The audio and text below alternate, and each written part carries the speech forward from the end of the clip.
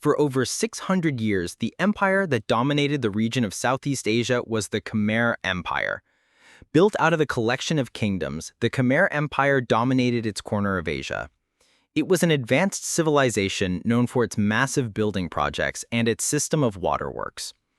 Even though the empire eventually fell, as all empires do, its legacy can still be seen in the religious and cultural institutions in the region today. Learn more about the Khmer Empire, its rise and its fall on this episode of Everything Everywhere Daily. The Khmer Empire was one of the most powerful and influential empires to have existed in Southeast Asia. At its peak, its territory included all of modern Cambodia, which was the heart of the empire, southern Vietnam around the Mekong Delta and the city of Saigon, most of Laos, much of northern Thailand, and some of Myanmar. During its existence, it was larger than the Byzantine Empire was at the time, which existed concurrently with it.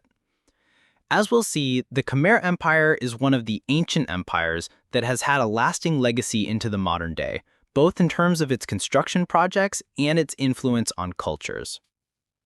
Before the founding of the Khmer Empire, the region was a collection of smaller kingdoms that often warred with each other.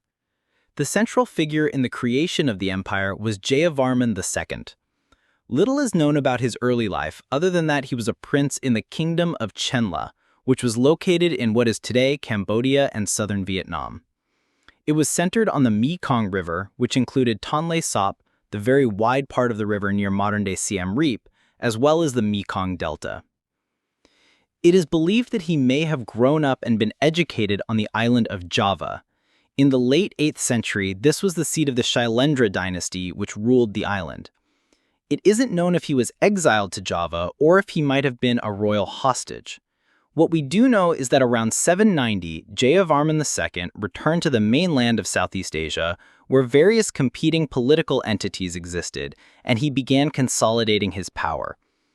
In 802, he declared himself the Chakravartin, which in Sanskrit means universal ruler, and Devaraja, which means God ruler. In doing so, he de facto declared the independence of the Khmer people from the control of Java. Jayavarman II expanded his empire for the next 30 years, although it did not reach its ultimate size under his rule. Another important thing to note is that Southeast Asia and Indonesia were predominantly Hindu at this time. The French would later dub this part of Southeast Asia Indochina to reflect the influences of both India and China on the region. Which of the major neighboring cultures was dominant depended on geography and time, as influence would often ebb and flow. At this period, almost 1,200 years ago, the dominant influence in the region came from the West and India. In addition to Hinduism, the official and religious language in which records were kept was Sanskrit. Jayavarman II died in 835. In addition to uniting many of the Khmer kingdoms, he established a new capital city, Hariharalaya, which is close to modern Angkor. Indravarman I reigned from 877 to 889. His reign is noteworthy for expanding the empire without engaging in war. He is best known for starting the monumental construction projects which would define the Khmer Empire. Indravarman I initiated large-scale irrigation projects, most notably the construction of the Indra Tataka Reservoir, which greatly enhanced agricultural productivity. He also commissioned the construction of Preah Ko and Bakong, some of the earliest grand temples in the Angkor region. Bakong is believed to be based on the great temple of Borobudur on the island of Java. In 889, his son Yasodharavarman I assumed the throne. His most significant act as ruler was establishing a new capital. Known as Yasodharapura in Sanskrit, which means glory-bearing city, it is known as Angkor in Khmer. Angkor was to be the capital of the Khmer Empire for the rest of its existence.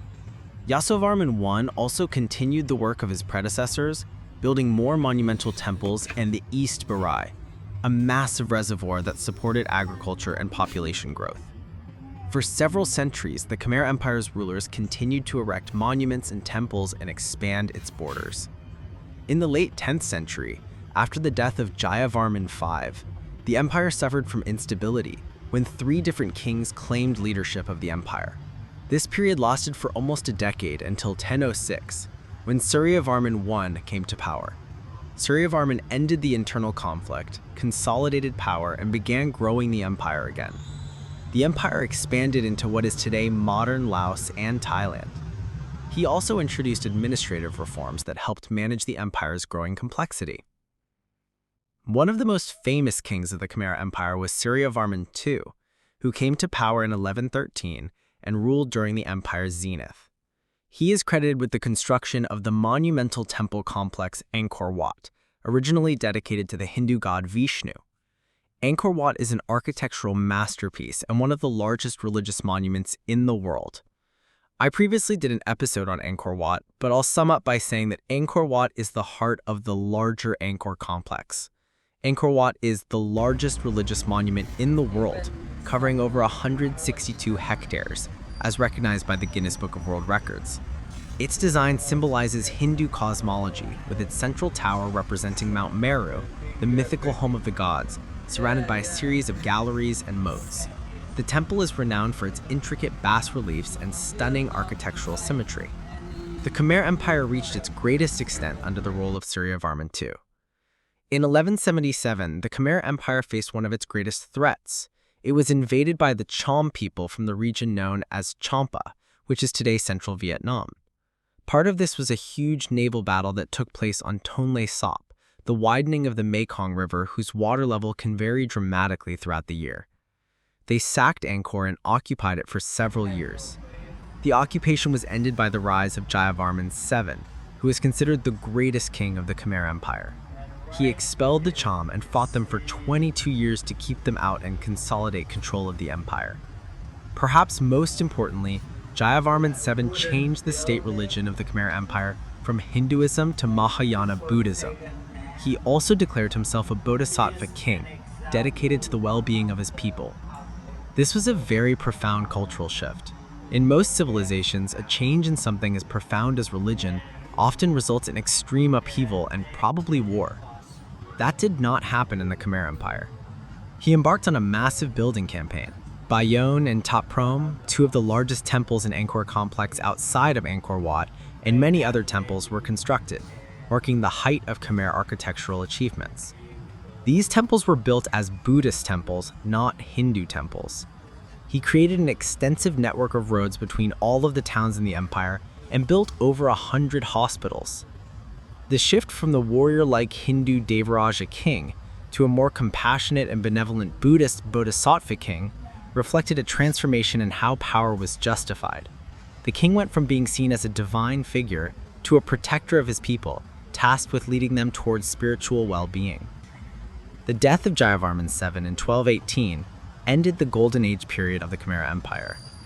After Jayavarman VII's death, the empire began to decline, partly due to internal strife and external pressures from neighboring kingdoms. There was also a return to Hinduism under some kings, though Theravada Buddhism, introduced from Sri Lanka, gradually became more influential among the common people. By the 14th century, Theravada Buddhism had largely replaced the Mahayana Buddhism and Hinduism of the previous rulers. The spread of Theravada Buddhism was largely a grassroots movement, with it being adopted by commoners more than the elites. There are generally considered to be three schools of Buddhism. The first is Mahayana, or Eastern Buddhism, which is the predominant school in China, Korea, and Japan. The second is Northern Buddhism, or Tibetan Buddhism, which is predominant in Tibet. The third is Theravada Buddhism, or Southern Buddhism, which developed in Sri Lanka. Without getting too far into the doctrinal issues between the schools, significant cultural and even architectural differences exist. The decline of the Khmer Empire has been debated amongst historians for years, and there have been multiple theories put forward as to why the empire fell into decline. The most popular reason for the decline is obviously religion. The fact that the shift to Theravada Buddhism coincided with the decline in the empire would imply that one probably had to do with the other. The change in religion may have diminished the role of the king as a divine figure, and as a result, the central government's ability to control the vast empire weakened. Another theory is that there was a rise in the sea trade. With Southeast Asia situated between China and India along sea routes, the importance of controlling the interior of Southeast Asia became less important. Another theory holds that the climate changed beginning in the 13th century. This lowered agricultural productivity, which weakened the empire. One reason there is much debate about the decline of the empire is the lack of documentation from the period. What we do know is that in the 15th century, the Khmer began warring with people to the west from what is today Thailand. In 1431, after prolonged warfare and internal instability, the Ayutthaya kingdom sacked Angkor. The Khmer capital was abandoned and the center of power shifted southward near Phnom Penh. The Khmer state continued to exist, but only as a shadow of its former glory. As such, the 1431 fall of Angkor is usually marked as the end of the empire. The Khmer Empire is still relevant today because it stands alongside the other great empires in history in terms of its sophistication and development. The Khmer had a highly elaborate social structure with a system of courts, religious institutions, and social classes. Its advanced hydraulic engineering allowed for the development of a productive agricultural sector and the taming of the wet and dry seasons that dominated the environment of the Mekong River near Angkor.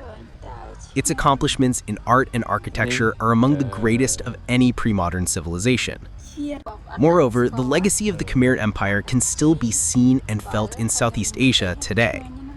Theravada Buddhism is still the dominant religion in the region, and it shapes the culture of Cambodia, Laos, Thailand, and Burma.